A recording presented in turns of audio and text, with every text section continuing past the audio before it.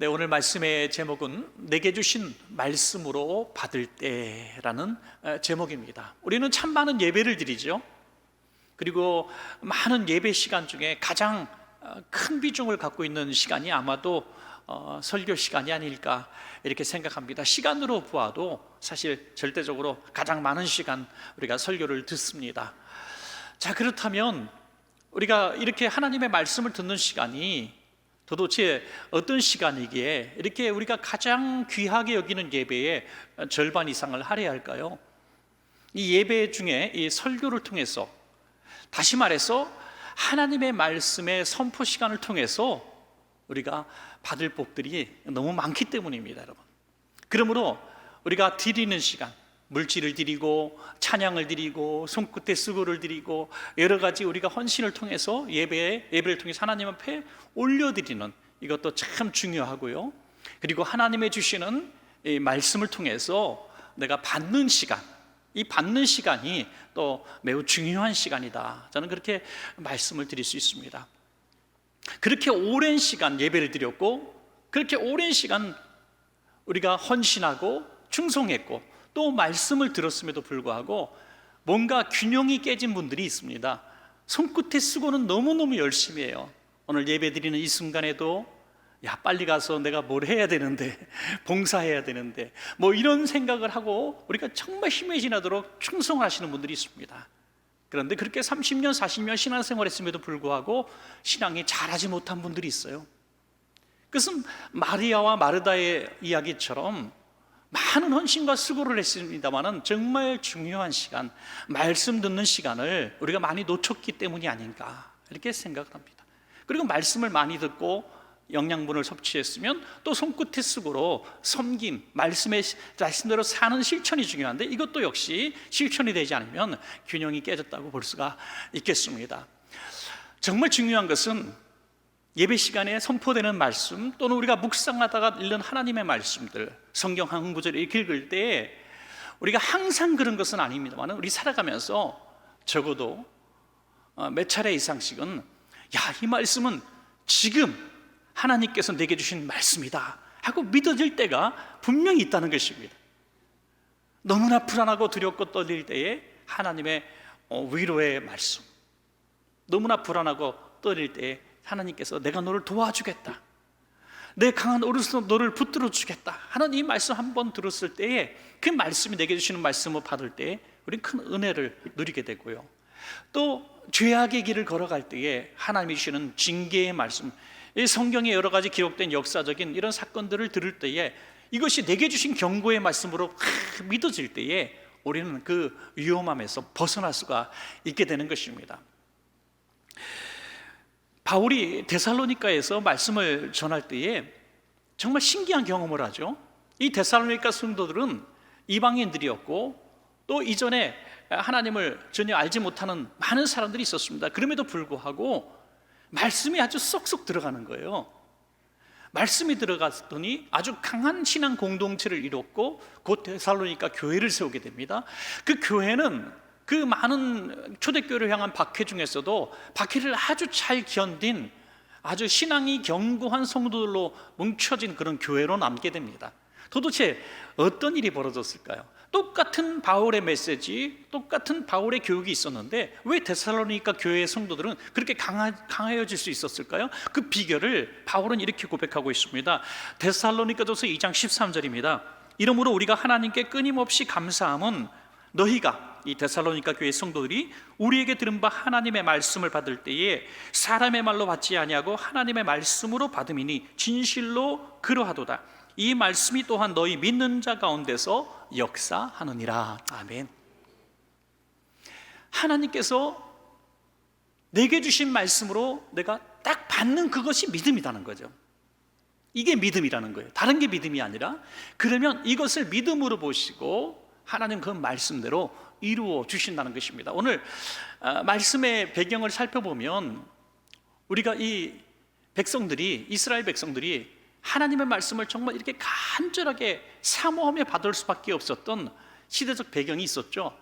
그것은 이스라엘이 이제 남북 분열된 이후에 각각 아수르와 바벨론에게 패망을 하게 되죠. 오늘 역사는 이제 바벨론에게 포로로 끌려갔던 유다 백성들의 역사를 기록하고 있습니다.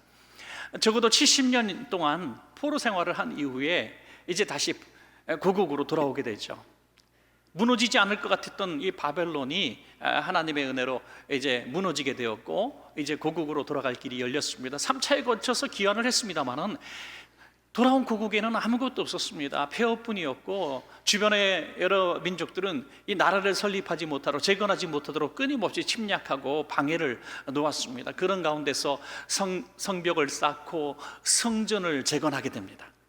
무너진 성전을 재건했을 때 얼마나 행복했을까요? 그래서 이 성전을 재건하고 예루살렘 성전 한쪽에 있는 이 수문이라고 하는, 이 수문이죠, 게이트란 뜻입니다. 그래서 이 수문이라고 하는 이름의 그 문을 옆에 둔 광장, 꽤 넓은 광장이 있었던 것 같습니다. 그 광장에 전 백성들이 모이게 됩니다. 이 3차에 걸친 귀환의 총 수를 합쳐보면 한 10만 명 정도로 되는 걸로 추산됩니다. 그러니까 거기 광장 안에 거의 들어올 수는 없었겠지만 그 주변까지, 이 광장 주변으로 엄청난 인파가 모였을 것입니다. 모여서 재건된 성전에서 처음 이제 우리말로 예배를 드리는 거죠. 거룩한 봉헌 예배를 드리면서 이제 에스라 학사가 선포하는 하나님의 말씀을 듣게 되는 거예요. 얼마나 감동적이었을까요? 그렇게 그리웠던 예배, 그렇게 듣고 싶었던 하나님의 말씀, 그 말씀을 들을 때 온 백성이 절하고 머리를 땅에 대고 굽신거리면서 하나님 앞에 감사 예배를 드리는 그런 모습이에요. 우리는 상상할 수도 없죠. 하나님께서 우리에게 그런 기회를 주셨는지 모르겠지만, 코로나 시기에 우리가 예배를 전혀 못 드리는 시간이 적어도 한 10개월 이상 됐었습니다. 20명만 예배를 드리게 되고 다 영상으로 예배 드리게 됐었죠. 그러다가 99명, 299명 이렇게 예배할 때 우리가 신청을 받았어요. 예배 드리고 싶은 분들, 예배당에서 예배 드리고 싶은 분 신청 받았을 때 막 넘치는 분들은 받지 못하고 집에서 예배 드리고 이런 시간들이 있었습니다. 그래서 한 10달 만에 또는 1년 만에, 또 코로나가 다 끝나갈 무렵 2년 만에 처음으로 예배당 나와서 예배 드리는 분들이 너무너무 행복하고 감격하는 모습을 봤어요. 여러분, 오늘 70년 만에 드린 예배라고 생각해 보십시오. 얼마나 감동적이었을까요? 얼마나 감격적이었을까요? 그들의 모습을 통해서 오늘 우리가 본받고 싶은 것은 하나님의 선포되는 모든 말씀들, 그 말씀을 내게 주신 말씀으로 받는 그 모습을 우리가 엿볼 수 있다는 것입니다. 오늘 이 유다 백성들의 이 모습을 우리가 살펴보면서 저와 여러분이 하나님이 내게 주신 말씀이다고 받는 그 태도를 우리가 한번 살펴보고, 우리도 하나님의 말씀을 받을 때에 이러한 마음으로 받아 그들이 받은 복을 누리시기를 간절히 축복합니다. 자, 첫 번째로 아멘이 있어야 합니다. 아멘. 하나님의 말씀이 선포될 때 이것이 내게 주신 말씀이다라고 믿어지면 아멘 하시기 바랍니다. 여러분들, 참 쉬운 게 아니고요, 어떻게 보면 습관이 안 된 분들은 참 어렵습니다. 그러나 이 아멘의 뜻을 알면 할 수도 있죠.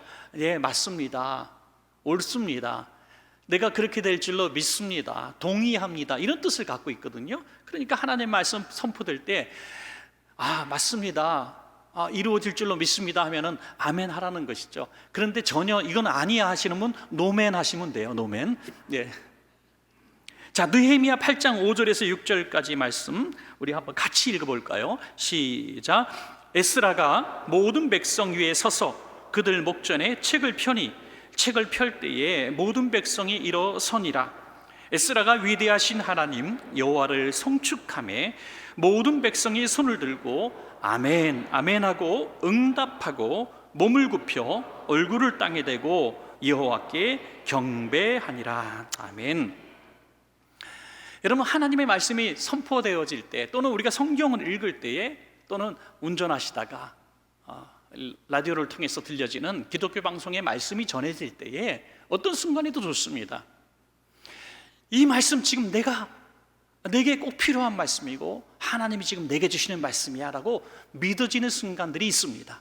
항상 그런 것은 아니죠. 그 순간이 딱 오면 이 말씀을 기억하십시오.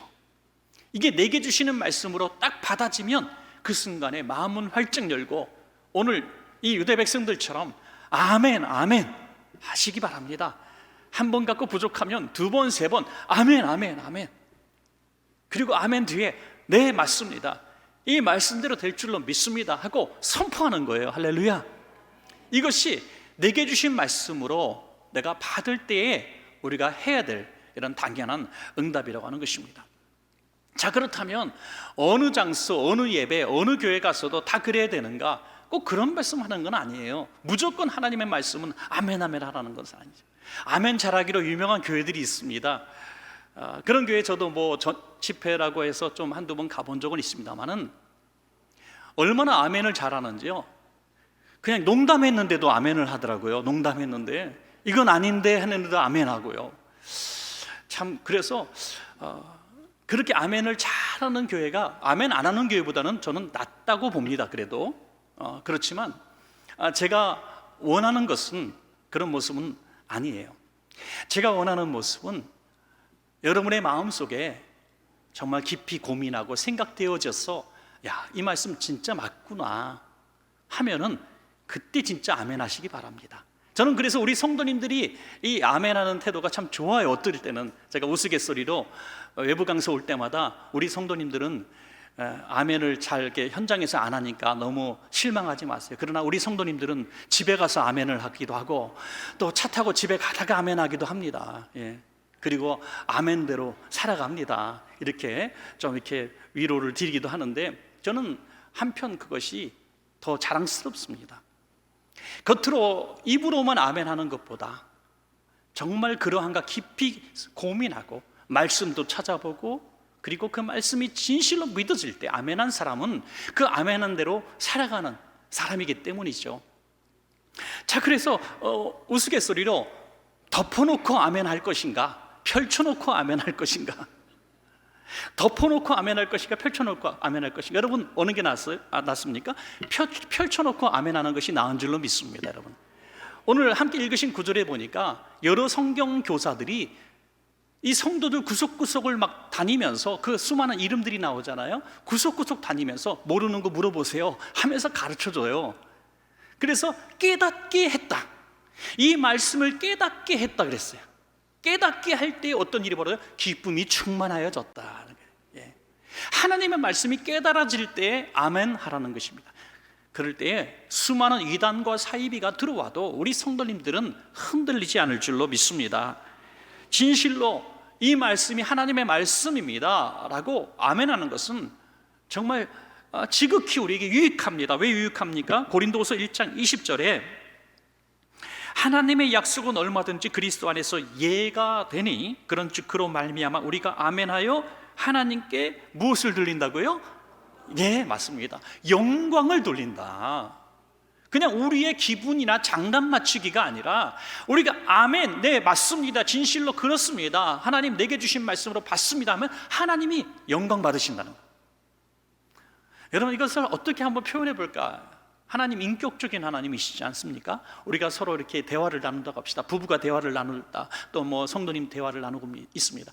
아무리 내가 뭐 얘기해도 자꾸 딴청을 하면서 전화도 하고 신문도 보고 막 이렇게 대화를 듣는 둥 마는 둥 하면은 얼마나 마음이 안 좋겠어요.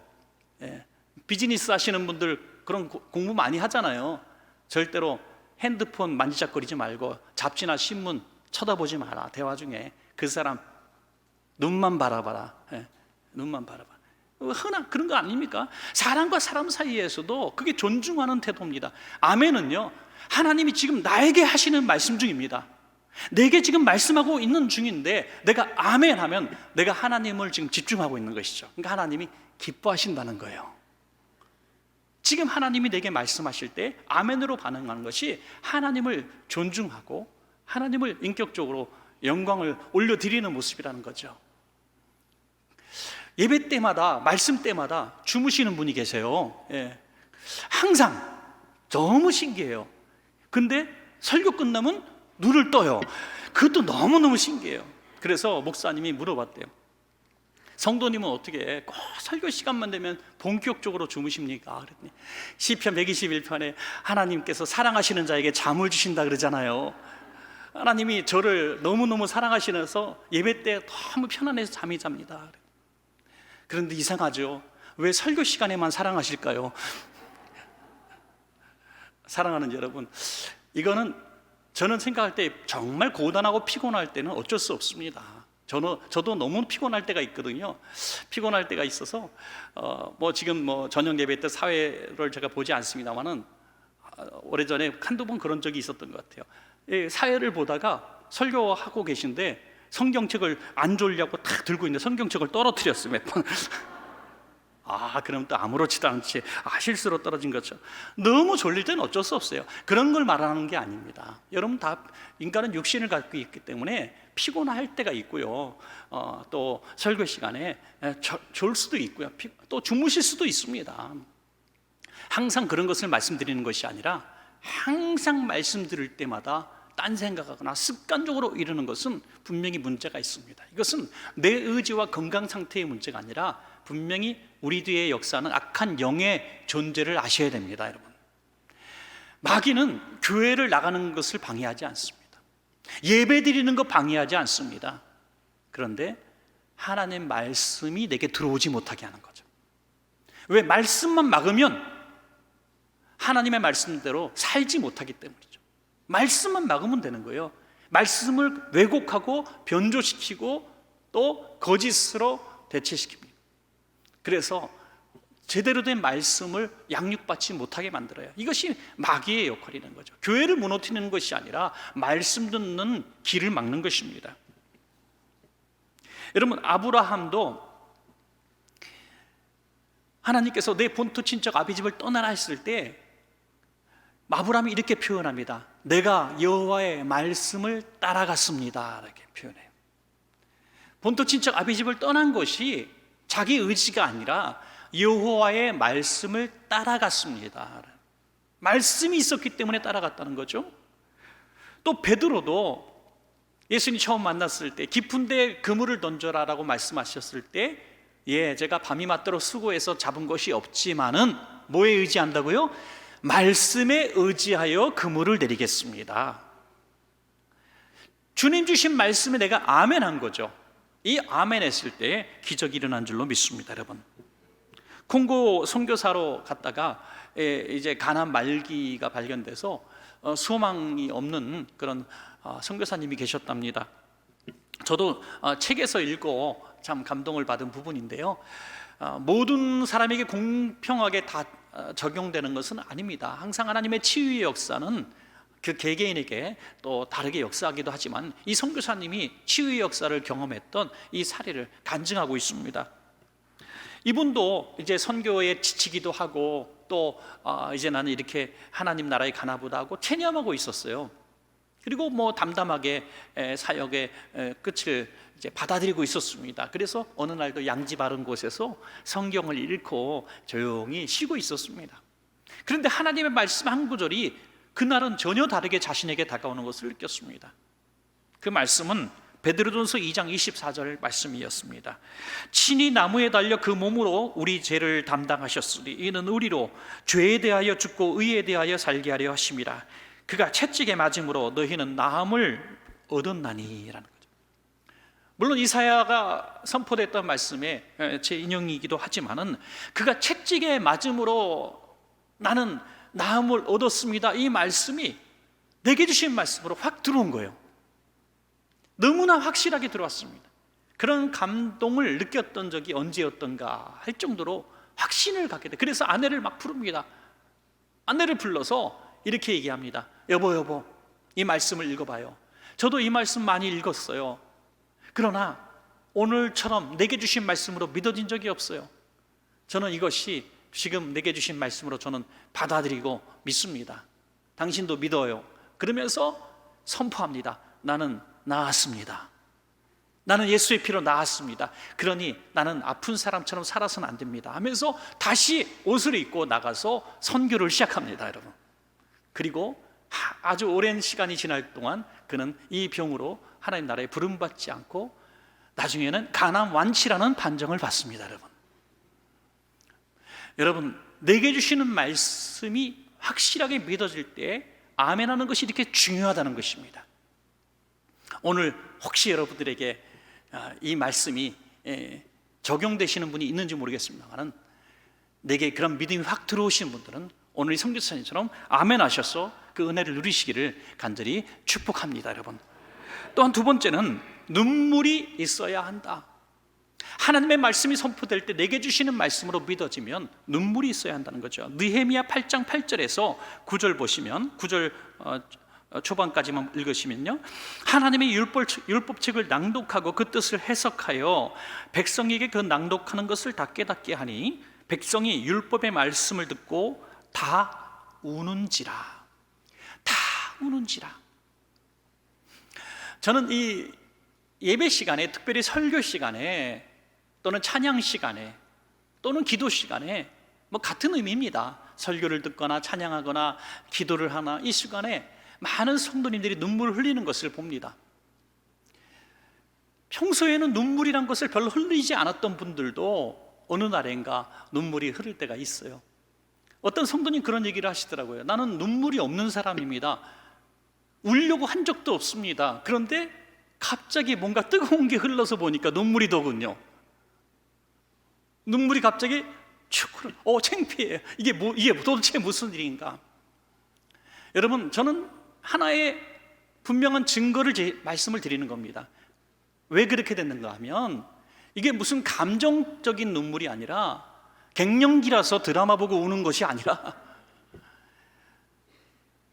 하나님이 지금 내게 주시는 말씀, 나를 터치하심을 내가 느꼈기 때문에 그 눈물이 흐르는 거예요.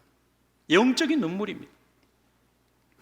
6시간이라고 하는 긴 시간 동안에 이 백성들은 다 일어나서 말씀을 듣게 돼요. 울면서 말씀을 듣게 돼요. 얼마나 감격적인 이런 모습이었을까요? 아마도 이 성전 재건을 하면서 그들이 얼마나 고생했던가라는 것도 한번 생각해 볼 필요가 있습니다. 참 고생을 많이 했잖아요. 한 손에는 도구를 들고 한 손에는 칼과 창을 들고 일을 했어요. 일을 하다가 보면 또 침범을 하고 또 약탈을 해가고 하니까 전쟁도 하랴 또 건축도 하랴, 정말 이 좁은 수로 이 나라를 재건하는 일을 했으니 얼마나 고달팠겠습니까? 그리고 성전을 다 재건하고 그들이 많이 울게 돼요. 이전에 지었던 그 성전이 다 회파되어지고 다시 재건한 성전은 거기에 비할 때 너무 초라했기 때문에 그 초라한 성전을 보면서 울기도 합니다. 그렇지만 자기들의 힘으로 정말 노예에서 돌아온 그들이 무슨 돈이 있었겠어요. 정말 자기의 모든 것을 바쳐서 성전을 다 세웠을 때 그 통곡하는 모습을 보게 돼요. 여러분, 지금도 많은 교회들이 건축하고 헌당 예배를 합니다마는 큰 대형 교회들 건축하고 헌당할 때는 그렇게 눈물이 별로 없어요. 그냥 화려하고 많은 인사들을 초청해서 이렇게 거창한 입당식을 하긴 해요. 그러나 아주 작은 교회들 입당식을 저는 자주 갑니다. 노예 임원도 하고 노회장도 하고 또 그러다 보니까 여러 교회 입당 예배할 때, 헌당 예배할 때 많이 가서 순서를 맡기도 합니다. 그런데 한 100여 명 되는 성도들, 7, 80명 되는 성도들이 조그만 교회를 건축하고 예배 드릴 때 보면 눈물 받아요. 그 사연 없는 사람이었고 그 성전을 짓기 위해서 성도들이 했던 그 수고와 땀에 대한 그 흔적들이 막 느껴져요. 제가 이제 축사나 이런 거 할 때, 설교할 때 여기 있는 벽에 있는 타일로 한 장, 벽돌 한 장이 여러분들의 눈물로 보입니다. 여러분들의 피로 보입니다. 그러면 갑자기 막 통곡하고 울기 시작해요. 너무 힘들게 건축을 해. 어떤 교회는 그런 교회를 5년 동안 지었어요. 5년 동안. 별것도 아닌 교회를 5년 동안. 돈 생기면 또 짓고 돈 생기면. 여러분, 이 70년 만에 재건된 성전, 그들의 그 눈물과 통곡 소리가 들리는 듯 합니다. 여러분, 또한 그들이 눈물을 흘렸던 이유는 무엇이겠어요? 우리가 왜 이런 고생을 했어야 하는가? 조상들이 하나님의 말씀을 어겨서, 조상들이 죄를 짓고 불순종해서 우리가 포로로 끌려가고 나라가 두동강이 나고 패망하고, 이것들이 너무 슬픈 역사예요. 마치 자신들의 죄인 양 회개하기 시작합니다. 여러분, 하나님의 말씀 들을 때 많은 분들이 눈물을 흘려야 되는 이유는 이것이 나의 죄에 대한 지적이기 때문입니다. 히브리서 4장 12절에 하나님의 말씀은 살아있고 활력이 있어 좌우의 날씨는 어떤 검보다도 예리하여 혼과 영과 및 관절과 골수를 찔러 쪼개기까지 하며 또 마음의 생각과 뜻을 판단하나니. 여러분, 하나님 말씀 듣는 중에 또는 성경에 있는 하나님의 말씀의 어떤 역사적인 이야기들을 들을 때에 여러분, 혹시라도 내가 지금 잘못 살고 있구나, 내가 지금 죄를 짓고 있구나, 아니 내가 그것이 죄였거나 한 것이 깨달아지는 자는 복이 있을 줄로 믿습니다. 이건 큰 복이에요. 자꾸 여기도 아프고 저기도 아프고 해서 병원 갔는데 어떤 병이 딱 판단되어지고 진단되어지면 이건 참 다행스러운 일입니다. 치료할 수 있기 때문이죠. 여러분, 예배를 드릴 때에, 말씀을 들을 때에 남의 얘기가 아니라 내 얘기로 탁 들려지고 내가 회개할 수 있게 되었을 때 이것은 어마어마한 축복입니다. 하나님은 나를 살리시기 위해서 이걸 깨닫게 하신 것이기 때문이죠. 그래서 눈물이 흘러야 한다는 것입니다. 여러분, 이 귀한 눈물, 이 회개, 이런 것들이 나를 살리는 것입니다. 또한 감사해서 눈물 흘렸을 거예요. 한 주간 살아온 것이 너무나 감사해서 우리 눈물 흘리는 예배를 드릴 때가 있습니다. 사랑하는 여러분, 오늘 예배하면서도 참 감사할 일이 많구나 해서 감격하고 고맙고 해서 눈물이 흐르는 분들은 정말 하나님 기뻐하실 눈물이에요. 참 은혜를 아는구나 하면서 내게 주시는 말씀, 내게 주신 특별한 예배의 은혜를 내가 누릴 때 눈물이 나는 거죠. 사랑하는 여러분에게 예배 중에 한 번도 눈물 흘려본 적이 없다면 참 이것도 불행한 일입니다. 항상 울 수는 없지만은 우리가 예배 드릴 때에, 말씀 드릴 때, 찬양할 때, 기도할 때에 적어도 어떠한 이유에서든지 눈물을 흘려보는 경험이 있는 복이 있기를 간절히 축복합니다. 자, 마지막 세 번째는요, 결론적으로 기쁨이 있어야 합니다. 기쁨. 하나님이 내게 주신 말씀으로 내가 믿어지면 당연히 기쁜 거잖아요. 여러분, 우리가 왜 예배합니까? 왜 기도합니까? 하나님을 만나고 하나님의 음성을 듣기를 위해서 우리가 예배하고 기도하는 줄로 믿습니다, 여러분. 그러므로 하나님이 내게 주신 말씀으로 믿어지면 이건 예배의 성공자입니다, 여러분. 그래서 기뻐해야 한다는 것이죠. 느헤미야 8장 10절에 보면 느헤미야가 또 그들에게 이르기를 너희는 가서 살찐 것을 먹고 단 것을 마시되 준비하지 못한 자에게는 나누어 주라. 이 날은 우리 주의 성일이니 근심하지 말라. 여호와로 인하여 기뻐하는 것이 너희의 힘이니라. 아멘. 여러분, 우리가 예배하면 얻는 축복이 무엇이냐면 나는 혼자가 아니더라 하는 것이죠. 예배하고 깨닫는 복은 하나님이 내 편이시구나, 하나님이 나의 아버지시구나, 하나님이 나를 떠나지 않으셨구나 하는 것들을 우리는 확신할 수가 있는 시간입니다. 그러므로 예배당 들어올 때의 얼굴과 예배드리고 나갈 때의 얼굴이 분명히 달라져야 합니다. 저는 우리 교회 성도님들 저 앞에 서서 검사를 하고 보내고 싶을 때가 있어요. 웃어보세요. 이렇게 안 웃으면 3부 예배 한 번 더 드리세요. 언제까지? 표정이 바뀔 때까지. 기쁨이라고 하는 것은 그리스도인의 신분증이다. 예수 그리스도의 피로 구속받은 자는 그것을 체험하고 경험하고 또 상기할 때마다 기뻐해져야 됩니다. 죄인이었는데 예배드리고 내가 예수의 피로 구속함 받은 것이 믿어지니 왜 기쁘지 않습니까? 지금 세상 일이 너무나 근심이 많고 힘들고 깜깜했는데 예배드리고 나니까 하나님이 함께 하시겠다고 하니 왜 기쁘지 않습니까, 여러분? 여호와로 인하여 기뻐하는 것이 우리의 힘인 줄로 믿습니다, 여러분. 그러니 기쁨이 나와야 한다는 거죠. 여러분, 성도의 힘의 기쁨의 원동력은 바로 여호와로 인하여 기뻐하는 것입니다, 여러분. 하나님 때문에 기뻐하는 것입니다. 빌립 집사님은 능력 있는 치유자였습니다.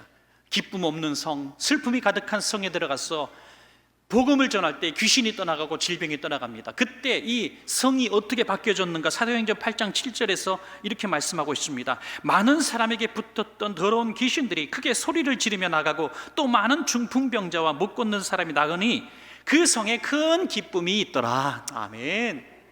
기쁨이 없고 슬픔이 가득한 성에 빌립 지사님이 가셔서 말씀을 전하니 그 말씀을 받은 자들에게 기쁨이 넘치게 되는 것입니다. 여러분, 오늘 예배드리고 돌아갈 때에 여러분들의 마음속에 기쁨을 담아가시기 바랍니다. 기쁨은 여러분의 자녀들에게, 여러분의 가정에 기쁨을 불어넣어 주세요. 여러분의 기업에, 여러분들의 동료들에게, 친구들에게 기쁨을 나눠주세요. 이것이 하나님이 주신 기쁨을 우리가 말씀으로 담아가는 것입니다. 마지막 한 점만 더 읽겠습니다. 느헤미야 8장 12절에 모든 백성이 곧 가서 먹고 마시며 나누어 주고 크게 즐거워하니 이는 그들이 그 읽어 들려준 말을 밝히 알미라. 너무 소중한 말씀. 그 들려준 하나님의 말씀을 밝히 알고 깨달았을 때에 크게 기뻐할 수 있었다. 여러분, 하나님의 말씀이 깨달아질 때 우리는 기뻐할 수 있습니다. 야, 이 말씀이 그 말씀이었구나. 그래서 우리가 말씀을 많이 묵상하고요, 또 말씀을 들을 때에도 이 말씀이 무슨 뜻인가 잘 우리가 들어보려고 하는 노력이 필요하다는 것입니다. 그리고 말씀대로 살아갈 때에 기쁨이 충만하게 되는 것입니다. 내 삶의 변화가 일어난 것이에요. 그들이 이 13절 이하에 보니까 갑자기 초막절에 대한 말씀이 나와요. 초막절이 뭡니까? 원래는 추수 감사절기지만은 역사적으로는 애굽에서 해방된 것을 기념해서 그들이 광야에서 초막에 거하던 것을 체험하는 그런 시간들입니다. 그래서 야, 이런 말씀이 있구나 하면서 즉시로 산에 가서 나무를 베다가 초막을 만들고 말씀대로 실천해 보는 것이죠. 여러분, 이것이 놀라운 것입니다. 저는 우리 교회가 정말 하나님이 기뻐하시는 교회, 강한 교회가 되기를 원합니다. 그 비결은 말씀대로 사는 성도가 많은 것입니다. 말씀대로 사는 거예요. 주일 선포된 말씀을 한 주간 동안 살아보려고 애쓴다면 가장 하나님이 기뻐하시는 교회, 가장 강한 교회가 될 수 있습니다. 지식으로, 생각으로, 마음으로 감동받고 은혜받고 돌아가는 것이 아니라 삶의 실천이 연결되어지는 것입니다. 그것이 말씀대로 사는 것이고 베푸는 삶, 나눠주는 삶을 사는 것입니다. 여러분, 말씀을 맺겠습니다. 오늘 내게 주신 하나님의 말씀으로 믿어질 때 우리는 어떻게 해야 될까요? 3가지 말씀을 드렸습니다. 그 순간에 아멘, 아멘 하고 받아들이는 것입니다. 그리고 이 말씀이 내게 눈물을 줄 때는 부끄러워하지 마시고 복받쳐 오르는 감사와 회개의 눈물을 흘리십시오. 그래서 손수건 하나도 꼭 준비해 오세요. 언제 하나님이 내게 눈물을 터뜨리실지 몰라요. 그리고 기쁨으로 말씀을 담아가지고 나가서 기쁨을 전하는 삶을 사는 것입니다. 나눠주고 베푸는 삶을 사는 것입니다. 이것이 오늘 내게 주신 하나님의 말씀을 귀히 받들고 말씀대로 사는 복된 성도들의 삶인 줄로 믿습니다.